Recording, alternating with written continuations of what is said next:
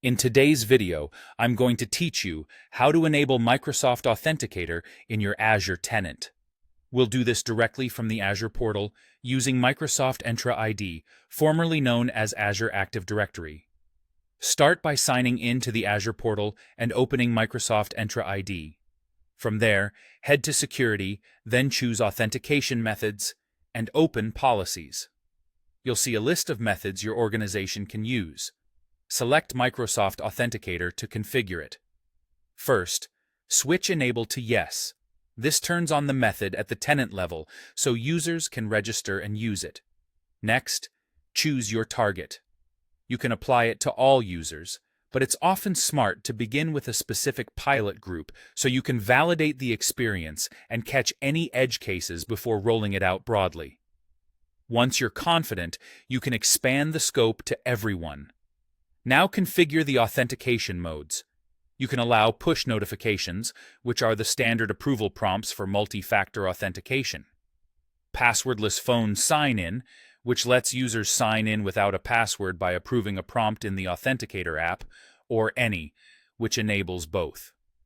If you plan to move toward a passwordless strategy, enabling both can help you transition smoothly while keeping compatibility with existing MFA prompts.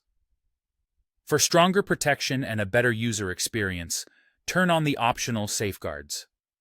Enable number matching for push notifications, so users must enter a number displayed on the sign-in screen into their Authenticator app. This significantly reduces the risk of accidental approvals and MFA fatigue attacks. Also enable additional context in notifications, such as the application name and geographic location. When users see where and what they're approving, they make safer decisions and report suspicious prompts more reliably. When your selections look right, click Save.